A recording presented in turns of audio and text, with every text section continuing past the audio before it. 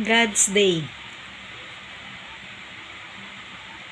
November 30, 2022, 4:50 afternoon, Wednesday. Continuation of DESTINATOR, Chapter 4.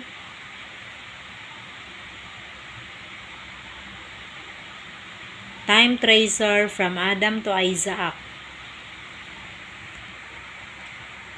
Personalities: birth year, fathering age, fathering year, lifespan, death year.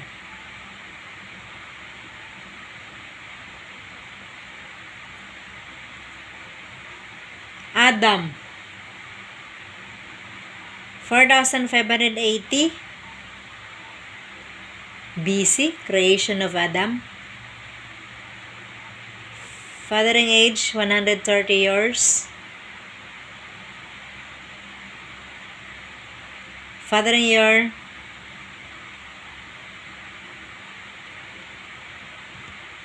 (4450 BC). Lifespan, 930 years.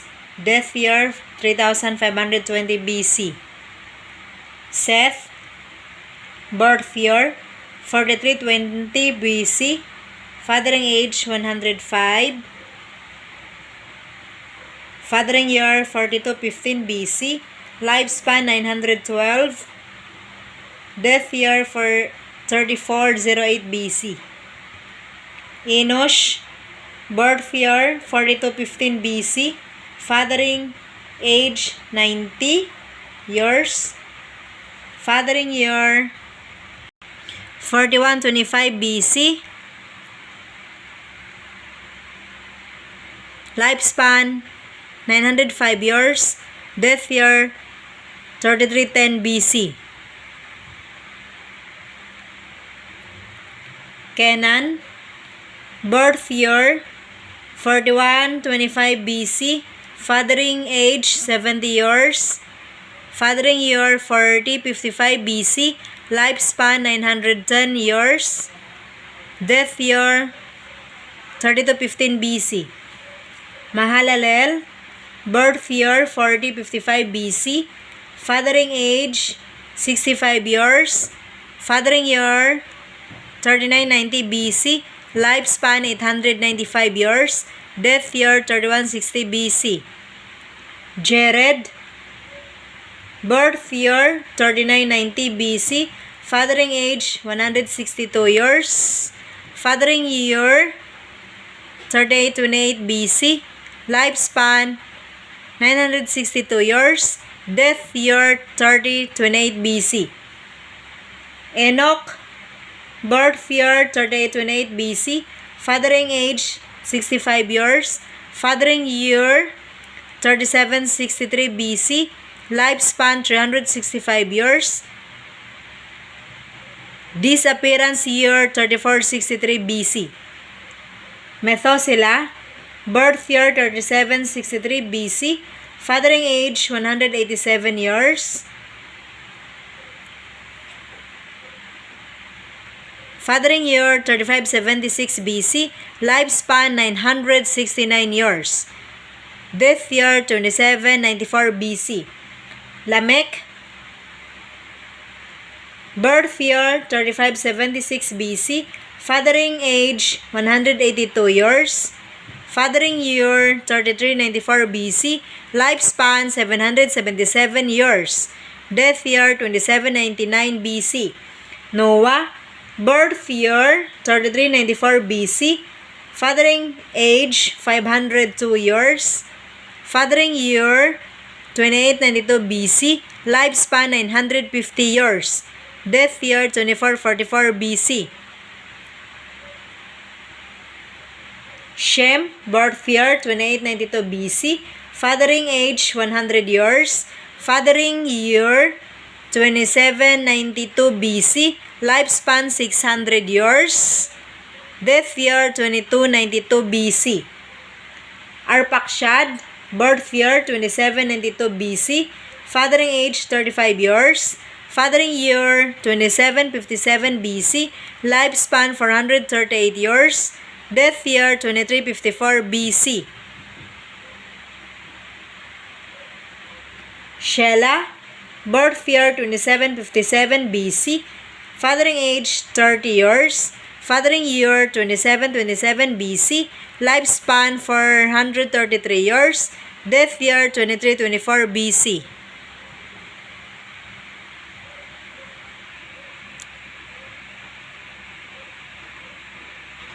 Eber, birth year 2727 BC, fathering age 34 years, fathering year 2693 BC, lifespan 464 years, death year 2263 BC.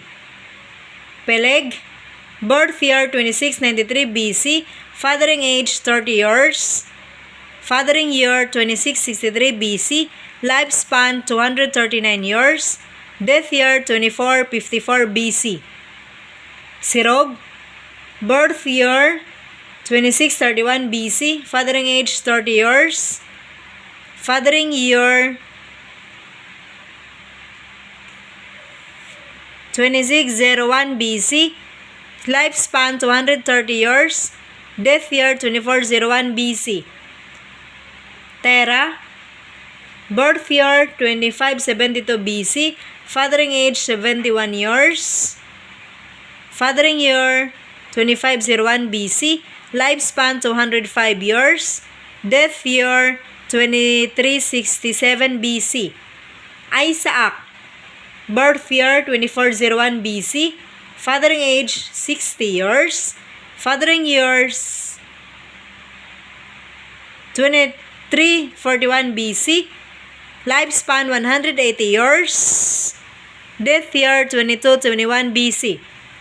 Jacob, birth year 2341 BC, fathering age 96 years, fathering year 2249 BC, lifespan 147 years, death year 2194 BC. Joseph, birth year 2245 BC, lifespan 110 years, death year 2139 BC.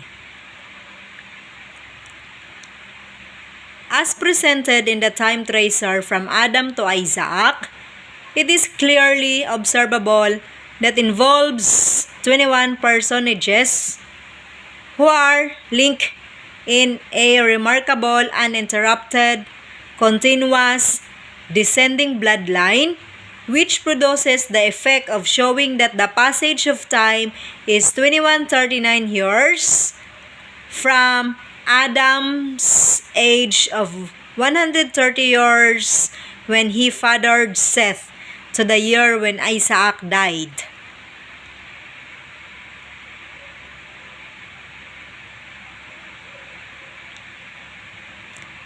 Before going to the other details, let us go back to that particular age of Noah when he fathered Shem, his eldest son.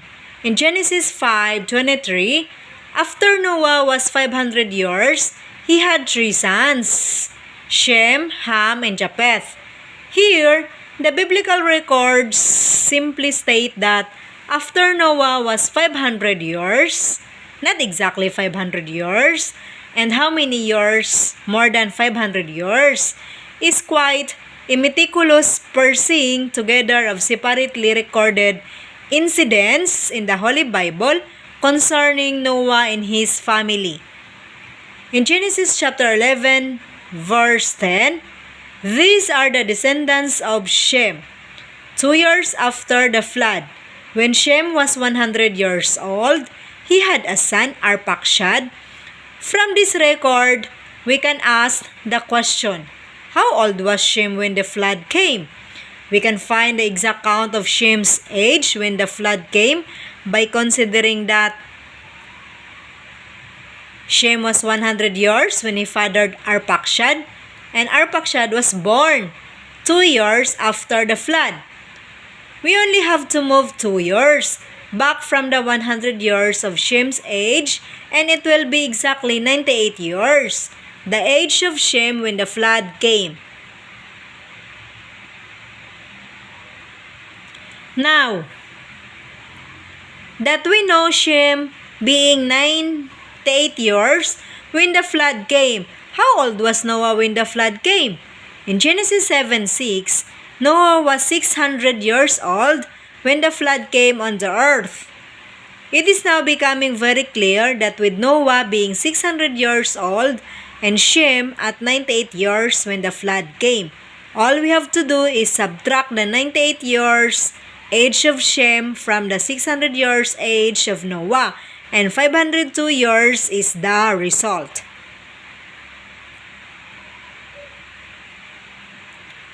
This 502 years is exactly the age of Noah when he fathered Shem, and the records in the Holy Bible are accurate as stated in Genesis 5:23. After Noah was 500 years old, he had 3 sons, Shem, Ham, and Japheth. From this piece records the age of Noah at 502 years when he fathered Shem is clearly established.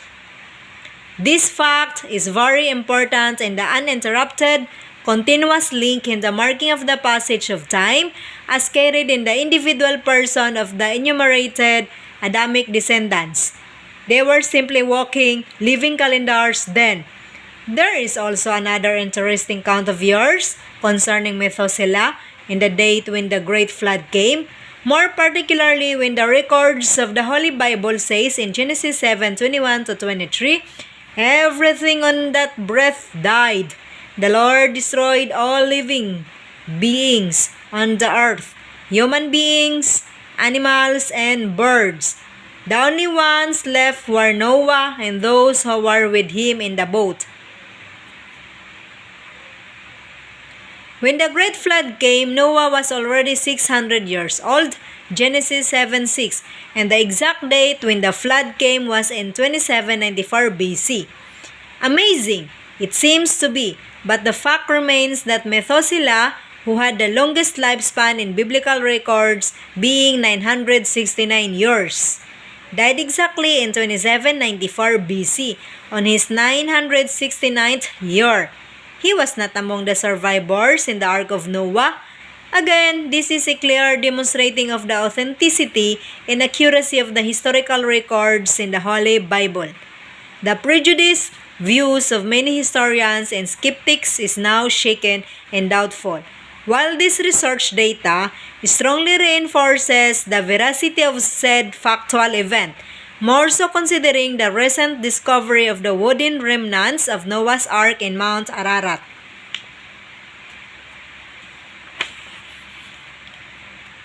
The foregoing are only some of the wonderful and revealing informations which the IPIC Integrated Planetary Earth Calendar provides as a time tracer.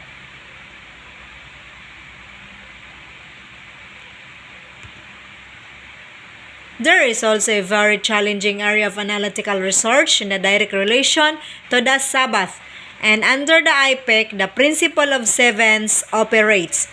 From the earliest biblical records available dealing with the development and formation of the calendar, which led to the usage of the Gregorian calendar, it is worth considering the history of the distribution of the days, the arrival of a week, and the determination as to which came first in usage. The named days of the week, that is, from Sunday to Saturday, of the calling or designation of the days as the first day, second day, until the seventh day, and back to the series of sevens.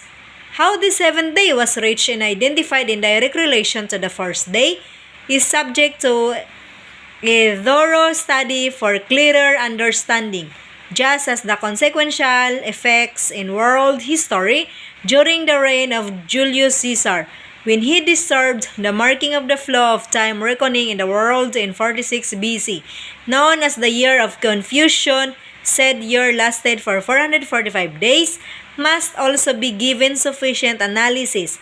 Also, the early circumstances which contributed to the selection of March 1 as the first date agreed upon of the new year of the early Roman calendar, and its subsequent change to January 1st by Julius Caesar, must be taken into consideration, and during that time, how many recognized months were adopted for one solar year? These matters deserve a clear scrutiny in order to see clearly the epoch and its own functional role in indicating time passage on planet Earth in its final form. The undeniable inseparability of the two devices, the epoch and the geo-watch or geo-timer, in establishing the efficient, smooth, and natural time reckoning on Earth will be gleaned from the contents of this research. From the first tick of a second to the first minute to the first hour and to the exact time duration for every 360 degrees rotational planetary Earth day, the GeoWatch or GeoTimer accurately provides the natural timing system. As time flow is marked in moving into the count of Earth days into the series of sevens, with numbered months reaching exactly 365 days, 5 hours, 48 minutes, and 46 seconds for every one completed revolution of the planet's Earth around the Sun. One solar year is counted, and the epoch also accurately functions as the only natural Earth calendar. To be continued.